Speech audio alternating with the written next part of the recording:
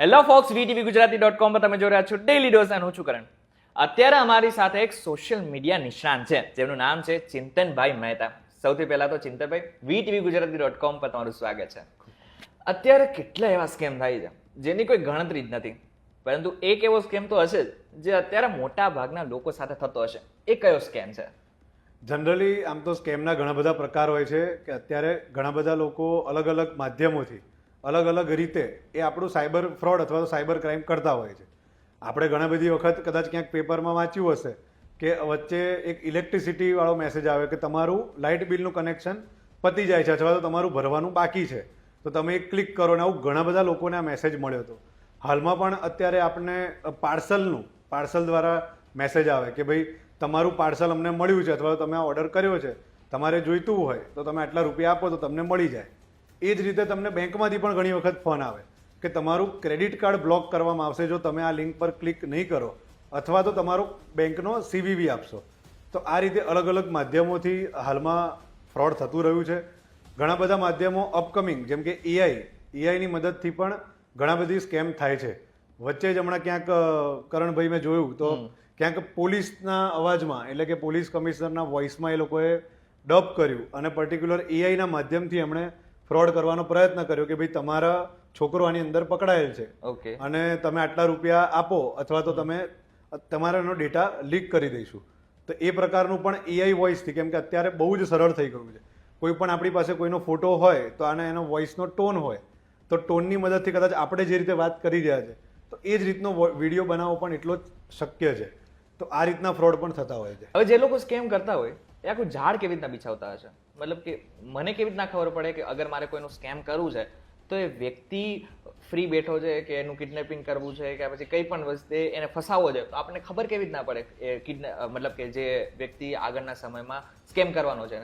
એટલે જે પણ લોકો આપણે અત્યારે સ્કેમ કરવા બેઠા છે તો પહેલાં તો એમની પાસે પહેલાં એ લોકો ડેટા ગેધર કરતા હોય છે. ધારો કે એમણે ઇલેક્ટ્રિસિટીનો મેસેજ કરવો છે તો એમની પાસે ડેટા હોય કે આટલા લોકો યુઝર છે. ધારો કે એમણે બ્રોડબેન્ડ અથવા તો ઇન્ટરનેટ કનેક્શન માટેની વાત કરવી છે તો એ લોકો ક્યાંકથી કોઈક એજન્સી થ્રુ એ લોકો ડેટા પહેલાં તો લેતા હોય છે કે મારો ટાર્ગેટ કસ્ટમર કયો છે. પછી એ લોકો શું ચેક કરતા હોય કે ભાઈ મારે કયા માધ્યમથી ફ્રોડ કરવું છે. ધારો કે યંગસ્ટર છે તો યંગસ્ટરને અલગ રીતે કોઈ લાલચ આપશે કે ભાઈ તમને ક્વિક રીચ મની સ્કીમ, એટલે ધારો કે તમને આજે આટલા રૂપિયા નાખશો તો તમારા પૈસા ડબલ થઈ જશે માત્ર આટલા દિવસમાં. પછી કોઈ ધારો કે જે અજાણ્યું છે અથવા તો ઓછું ભણેલું છે તો એ વ્યક્તિને એવું કહેશે કે ભાઈ KBCના માધ્યમથી તમને આટલા કરોડની લોટરી લાગી છે તો તમારી લોટરી માટે તમે આટલા રૂપિયા આપો. એટલે એ રીતનું એમની પાસે પહેલાં ડેટા હોય છે, ખાલી માધ્યમ બદલાતું હોય છે. બાકી એમનો ગોલ એક જ હોય, માત્ર ને માત્ર આપણા જે પણ લોકો છે એમના ખાતામાંથી કઈ રીતે પૈસા વધારે લઈ શકાય. અચ્છા, મને વચમાં એક મેસેજ આવ્યો હતો કે જેમાં વોટ્સઅપમાં મને એક મેસેજ હતો કે જેમાં મને KBCની લિંક હતી. હવે લિંક ઉપર ક્લિક તો મેં નહોતું કર્યું, પરંતુ હવે હું લિંક ઉપર ક્લિક કરું તો કેવી રીતના પૈસા કપાઈ જતા હશે? એટલે KBCમાં આમાં એવું હોય છે કે પર્ટિક્યુલર ધારો કે તમને આપણને લિંક મળે, હવે એ લિંકમાં એ લોકોનું પોતાનું પેમેન્ટ ગેટવે હોય છે. પેમેન્ટ ગેટવેના માધ્યમથી યા તો તમને એમ કે ભાઈ તમે એડિશનલ અત્યારે ટોકન સ્વરૂપે તમને મળી તો છે પણ તમારે એના માટે આટલા ફિક્સ અમાઉન્ટ, ધારો કે 50,000 રૂપિયા તમારે અત્યારે આપવા પડશે જો તમારે આટલા 1 કરોડ રૂપિયા જોઈતા હોય, કેમ કે આ અમારી ડિપોઝિટ છે અને આ તમારી આટલી વિગતો અમારે જોઈશે. એટલે સીધું તમે જો એ લિંક પર ક્લિક કરો તો ડાયરેક્ટ તમારા ખાતામાંથી પૈસા કપાઈ જશે.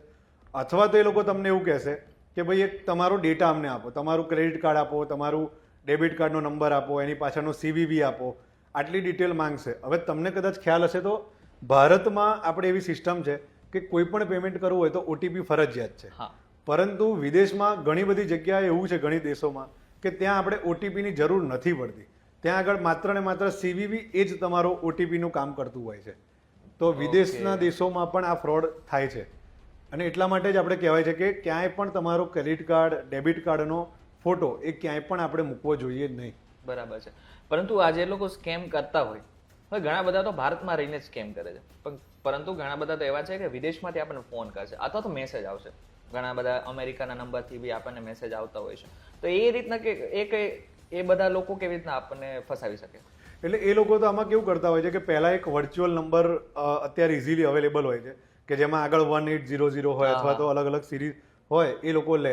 ત્યારબાદ એ લોકો ધારો કે ટ્રુ કોલર જેવા પ્લેટફોર્મ સાથે ટાઈઅપ કરીને અથવા તો એમનું સબસ્ક્રિપ્શન લઈને એમને જે નામ બતાવવું હોય એ અપ્રુવલ લઈ લેતા હોય છે. કે ભાઈ મારે એવું બતાવવું છે કે આ ફલાણી બેંકમાંથી છું, તો પહેલા તો ટ્રુ કોલર પર એ નંબરનું નામ કરી નાખશે. ઓહ. એટલે આપણને કોલ આવે તો આપણને એવું જ લાગે કે HDFC માંથી અથવા તો કોઈ પણ બેંક જે તે બેંકમાંથી આ કોલ આવ્યો છે, પરંતુ એ હોતો નથી.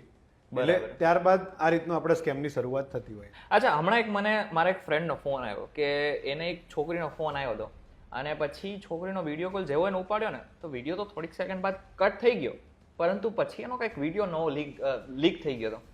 આ કયા પ્રકારનું સ્કેમ છે?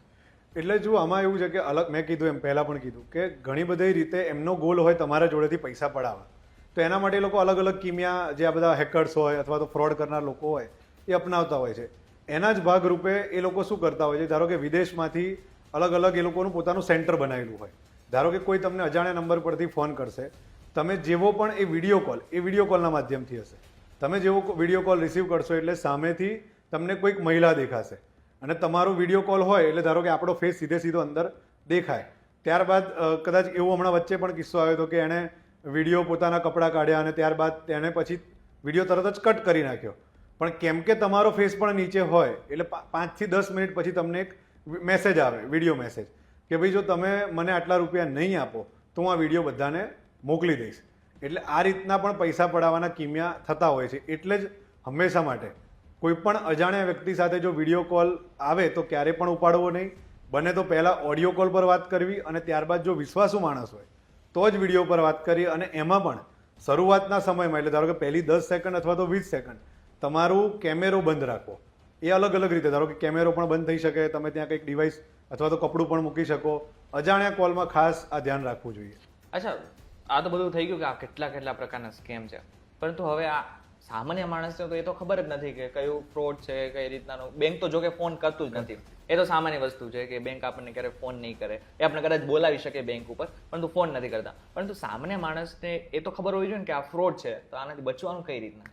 એટલે આમાં કરણભાઈ એવું છે કે ઘણા બધી રીતે ફ્રોડ થતા હોય છે. ધારો કે અત્યારે આપણે કદાચ 4 માધ્યમની વાત કરશું તો બીજા 4 માધ્યમો નવા ઊભા થઈ જતા હોય છે. એટલે એમાંથી આપણે બચી શકાય એમ ઓછું છે. પણ આપણે શું કરી શકીએ કે ફ્રોડ ના થઈ શકે એના માટેના કેટલાક કોમન રસ્તાઓ છે કે આ રસ્તા આપણે થાય તો ફ્રોડથી બચી શકાતું હોય છે.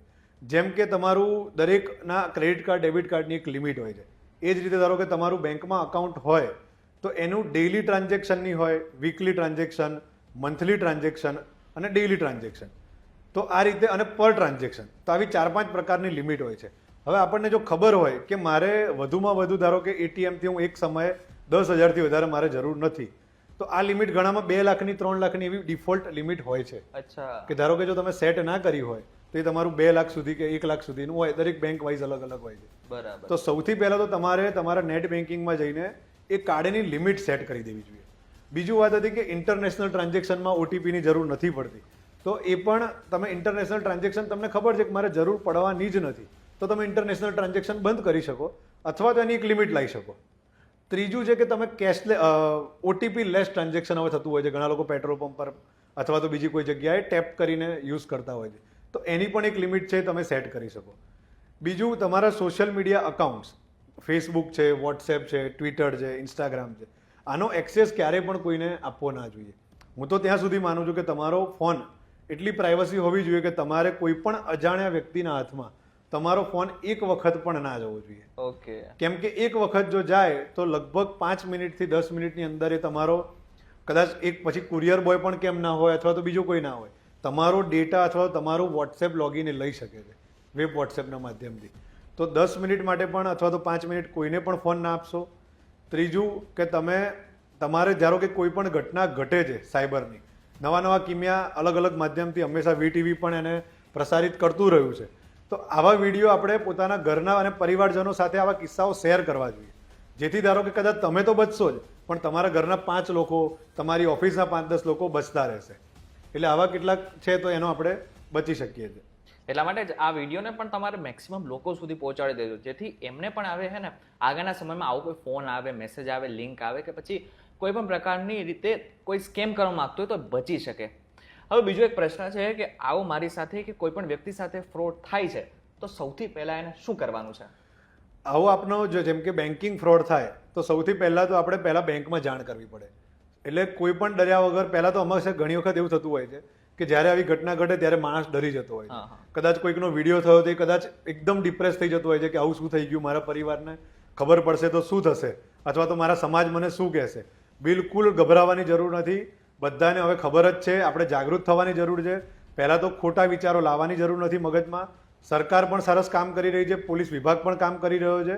એટલે આપણે પહેલાં તો ડર્યા વગર પોતાના પરિવારને વાત કહેવી કે ભાઈ હું આ ઘટનાનો ભોગ બન્યો છું. 1 કલાકની અંદર આપણા બેંકના પણ અત્યારે હેલ્પલાઇન નંબર હોય છે. હા. તો પહેલાં તો એ બેંકનો હેલ્પલાઇન નંબર પણ આપણી પાસે હોવા જોઈએ કે એ આપણે રોજિંદા જીવનમાં કે ક્યારે આવી ઘટના ઘટે છે તો 1 કલાકની અંદર આપણે બેંકમાં જાણ કરવાની કે આવી ઘટનાનો ભોગ બન્યો છું, જેથી તમારું credit card, debit card, bank account freeze થઈ જશે. ઓકે. એટલે જેથી કરીને તમે જેવું કોલ કરશો તો ઓન કોલ જ એ પ્રક્રિયા થઈ જતી હોય છે. જેમ કે એક વખત મારી પાસે સાથે પણ બન્યું હતું કે એક વખત કાર્ડ ક્યાંક મિસિંગ થઈ ગયું, મેં તરત કોલ કર્યો કે સીધું અકાઉન્ટ ક્રેડિટ કાર્ડ હોલ્ડ થઈ ગયું હતું. ઓકે. તો આ તરત પહેલાં બેંકમાં જાણ કરવી જોઈએ. ત્યારબાદ ગવર્મેન્ટની નેશનલ સાયબર ક્રાઇમની હેલ્પલાઇન નંબર છે 1930. ઓકે. તો આની પર પણ મિસ કોલ કરીને આપણે સહેજ પણ ગભરાયા વગર, જો આપની અમાઉન્ટ મોટી હોય અથવા તો કોઈ મોટા પ્રકારનું ફ્રોડ હોય તો 1930 પર ડાયલ કરી, કેન્દ્ર સરકારની હેલ્પલાઇન છે એની ઉપર જાણ કરવી જોઈએ. અથવા તો cybercrime.gov.in આ પણ ગવર્મેન્ટનું પોર્ટલ છે, તેની ઉપર પણ આપણી જોડે જો પ્રૂફ હોય. ઘણી વખત એવું પણ થતું હોય છે કે ક્યાંકથી કોઈ ઓર્ડર કર્યો એની જગ્યાએ પથ્થર નીકળવાની પણ ઘટનાઓ સામે આવી છે. તો બિલકુલ ગભરાયા વગર, અને મેં પણ મારા વ્યક્તિગત જીવનમાં પણ જ્યારે પણ આવી કોઈ ઘટના ઘટતી હોય છે તો ત્યારે તેની સામે મેં છેક સુધી પગલાં ભર્યા છે. અને એવું પણ મળ્યું છે કે જે તે મોટી કંપનીઓ પણ રિફંડ આપે છે અથવા તો એનું વળતર મળે છે. એટલે સરકાર અને સાયબર ક્રાઇમની ટીમ પણ કામ કરી રહી છે. સાથે અમારા જેવા સોશિયલ મીડિયા એક્સપર્ટ પણ અમે અવારનવાર અલગ અલગ રીતે માધ્યમોથી પ્રચાર પ્રસાર કરવાનો પ્રયત્ન પણ કરતા આવીએ છીએ. અને મેં કીધું એમ કે આપણે બચવા માટે એક જણ જો વધુમાં વધુ 25-30 લોકો સુધી વાત શેર કરશે તો ઓટોમેટિક આની અવેરનેસ જાગૃત થશે. ફોર એક્ઝામ્પલ મારી સાથે સ્કેમ થઈ ગયો અને મારા ખાતામાંથી 10-15 હજાર રૂપિયા જતા રહ્યા, તો એ 10-15 હજાર પછી મેં ફોર એક્ઝામ્પલ કમ્પ્લેન કરી, પાછા આવી શકે ખરા? ચોક્કસથી આમાં પોસિબિલિટીની આધારિત છે. ધારો કે તમારું ફ્રોડ થતું હોય નેશનલમાં, ધારો કે ઇન્ડિયા લેવલે જો આ ફ્રોડ થયેલું છે અને અકાઉન્ટ હજી પણ ચાલુ છે. ઘણી વખત એવું થતું હોય કે ફ્રોડર જે હોય સાચા વ્યક્તિ કોઈ હોય, ગરીબ વ્યક્તિ હોય તો એના નામે એનું આધાર કાર્ડથી અથવા અકાઉન્ટ ખોલાઈ લેતું હોય છે. તો એવા કિસ્સામાં ભારત સરકાર 100% મદદ કરી અને આગળની આજે સાયબરની ટીમ શું કરતી હોય છે કે ધારો કે એમની પાસે કમ્પ્લેન આવી એટલે આગળના 4 ટ્રાન્ઝેક્શન જે થયા હોય એમના બેંક એકાઉન્ટ ફ્રીઝ કરી દે. ત્યારબાદ એ પછી પરત લાવવાની પ્રક્રિયા આરબીઆઈની કેટલીક ગાઈડલાઇન છે એને અનુસરીને કરતી હોય છે. પણ જ્યારે ઇન્ટરનેશનલ થતું હોય છે ત્યારે એમના માટે પણ એ એક સમસ્યા થતી હોય છે કે ફ્રોડ, અને એટલા માટે જ આપણે અવેરનેસ રાખવી. હું તો એમ કહું છું કે કદાચ કોઈ પણ અજાણ્યા વ્યક્તિનો આપણને ફોન આવે છે તો મગજમાં એક એલર્ટનેસ આવી જોઈએ કે પહેલાં તો 3 મિનિટ 2 મિનિટ વિચારી લો કે આ વ્યક્તિ સાચો છે ખોટો છે. ધારો કે અત્યારે પણ મને અજાણ્યા વ્યક્તિનો ફોન આવે તો હું પહેલાં જ વિચારું કે શું આ ફ્રોડ તો નથી ને, એ ડાઉટ કર્યા બાદ જ એની જોડે વાત કરો. બરાબર. તો ઓટોમેટિક આપણે આવા ફ્રોડમાંથી બચી શકાશે. અથવા તો 2-3 લોકોને સલાહ લો. ધારો કે તમને હંમેશા છે ને આ ઘટનાનો શિકાર કોણ બની શકે, તો જેને અજ્ઞાનતા હોય, જેને લાલચ હોય. એટલે જે પણ વસ્તુ, ધારો કે ઘણી બધી વેબસાઇટ એવી પણ મેં જોઈ છે કે 1 લાખ 1.5 લાખનો ફોન તમને 20,000માં આપશે, 15,000માં આપશે. તો આ ફ્રોડ થવાની સંભાવના જ છે. અત્યારે ઘણા બધા લોકો શું કરતા હોય કે હું ક્યાંય બહાર ગયો તો મેં ફોટો તરત જ ક્લિક કરીને મૂકી દીધો, અથવા તો મારી પાસે પૈસા છે તો હું પૈસાનો ફોટો મૂકી દીધો સોશિયલ મીડિયા. આનાથી પણ સ્કેમ થાય છે, રાઈટ? ઘણી બધી રીતે સ્કેમ કરતા હોય છે. આ કયા પ્રકારનો સ્કેમ છે? એટલે આમાં કેવું છે કે એ લોકો તમારી ઉપર નજર રાખતા જ હોય છે કે જે તમે ધારો કે આપણે આપણી લાઈફસ્ટાઈલ આપણે રોયલ બતાવતા હોઈએ. અત્યારે તો ટ્રેન્ડ છે કે દરેકને પોતાની લાઈફસ્ટાઈલ સોશિયલ મીડિયા પર બતાવવું છે. ધારો કે હું ક્યાંક ફરવા ગયો, કોઈની જોડે પૈસા કેશ પડ્યા છે તો એ લોકો ફોટો પાડીને મૂકતા હોય છે. અને જે સ્કેમર્સ છે તો એ પર્ટિક્યુલરલી તમને કોન્ટેક્ટ કરશે. હવે કદાચ પૂજા નામનું અકાઉન્ટ બનાવ્યું હોય ને પાછળ હોય પૂજન. ગજબ કહેવાય, કારણ કે ઘણી બધી વખત આપણને મોહમાં, એમાં લાલચમાં આપણે ખબર જ નથી પડતી કે કેવી રીતના આ લોકો આપણને ફસાવી રહ્યા છે. એટલે સોશિયલ મીડિયા, મેં કીધું એમ કે સોશિયલ મીડિયાને હંમેશા આપણું ભલે આપણે દેખાડીએ પણ હંમેશા અમુક વસ્તુ ધ્યાન રાખવી. જેમ કે ક્યારેક ઘરમાં કોઈ ના હોય અને તમે જો બધા જ બહાર જવાના હોય તો તમારું સ્ટેટસ એકાદ દિવસ મોડો મૂકશો, એમાં કંઈ આપણને તકલીફ નથી. અને સોશિયલ મીડિયા એ જ કોઈ જાહેરાત કરવાનું સ્થળ વ્યક્તિગત જીવન માટે નથી હોતું. હા, કમર્શિયલ બિઝનેસ હોય તો એ લોકો સોશિયલ મીડિયાનો જાહેરાત માટે ઉપયોગ કરે છે, પણ કોઈ વ્યક્તિગત તરીકે કોઈ જાહેરાતનું સ્થળ નથી. એટલા માટે આપણે વધુ લાઈફસ્ટાઈલ સારી અથવા તો તરત જ કન્ટેન્ટ મૂકી દેવું એ ધ્યાન રાખવું જોઈએ. તેમજ દરેક પ્રકારનું કન્ટેન્ટ પણ ના મૂકવું જોઈએ. એટલે ધારો કે શું મૂકવું અને શું ન મૂકવું એ પણ આપણને ખબર હોવી જોઈએ. જેમ કે હું પણ ઘણી વખત ધારો કે મારે ક્યાંક અમે ગયા આવીએ તો એના ફોટા પણ ધારો કે 100 હોય તો એમાંથી કયા 5 મૂકી શકાય, તો એ પહેલાં ફિલ્ટર કરું ને ત્યારબાદ જ, કેમ કે સોશિયલ મીડિયા એવું છે કે ઓપન પ્લેટફોર્મ છે, આમાં કોઈ રિસ્ટ્રિક્શન નથી, કોઈ પણ વ્યક્તિ કોઈને પણ જોઈ શકે છે. એટલે જો તમારે જરૂર ના હોય, તમે ખાલી મિત્ર વર્તુળ માટે સોશિયલ મીડિયા બનાવ્યું હોય તો તમારું અકાઉન્ટ પ્રાઇવેટ રાખી શકો છો. આ રીતનું પણ તમે કરો કે જેથી તમે સ્કેમર્સની નજરમાંથી બચી શકાય. ત્યારે હવે તમને સમજાઈ ગયું હશે કે કેવી રીતના આ ફ્રોડ કરવાવાળા આ સ્કેમર્સ આપણને ફસાવે છે. સૌથી પહેલા તો તમારે એ ધ્યાન રાખવાનું છે કે તમારે કોઈની પણ સાથે તમારો પિન શેર નથી કરવાનો. મોબાઈલ જેવી સામાન્ય ભલે તમને લાગતું હોય પરંતુ તમારે તમારો મોબાઈલ પણ શેર કોઈની સાથે નથી કરવાનો. એટીએમ કાર્ડ કોઈ નથી આપવાનું. આની સાથે સાથે કોઈ પણ લિંક ઉપર તમારે ક્લિક નથી કરવાનું. હવે જે એઆઈ દ્વારા આપણને ફોન આવે છે એના પર પણ 2 વખત વિચારીને ફોન ઉપાડવાનો. અને જો તમને એમ કહેવામાં આવે કે તમારા પરિવારનો કોઈ સભ્ય ગંભીર રીતે ઈજાગ્રસ્ત છે અથવા તો કોઈ પણ રીતે એને કિડનેપ કરવામાં આવેલો છે તો સૌથી પહેલા તમારે ફોન મૂકીને એ જે વ્યક્તિ છે એ તમારા જે પરિવારજન છે એને પહેલા ફોન કરીને બધી વસ્તુ પૂછી લેવાની છે. તો સૌથી પહેલા તો ચિંતનભાઈ તમારો ખૂબ ખૂબ આભાર અમારી સાથે જોડાવા બદલ. અને હા, હવે વિડીયો તમારે મેક્સિમમ લોકો સાથે શેર કરવાનો છે જેથી એ લોકો પણ આવા સ્કેમથી બચી શકે. વિડીયો તમને કેવો લાગે અમને કોમેન્ટ કરીને ચોક્કસથી કહેજો. વિડીયો થકી જો તમને કોઈ ઇન્ફોર્મેશન મળી હોય તો વિડીયોને લાઈક અને શેર જરૂરથી કરજો તથા આવા જ ઇન્ફોર્મેટિવ વિડીયોઝ માટે VTVGujarati.com સાથે જોડાયેલા રહેજો. અને હા, એક મહત્વની વાત, અમારી એક એપ્લિકેશન પણ છે કે જેનું નામ છે VTVGujarati.com, જેમાં અમે તાજેતરના બધા જ અપડેટ આપતા રહેતા હોય છે. એટલા માટે જ એકવાર પ્લે સ્ટોર અથવા તો એપ સ્ટોરમાંથી એને ડાઉનલોડ કરી લેજો. ફરી મળીશું એક નવા વિડીયો સાથે, એક નવા કોન્સેપ્ટ સાથે. ત્યાં સુધી મને રજા આપો. નમસ્કાર.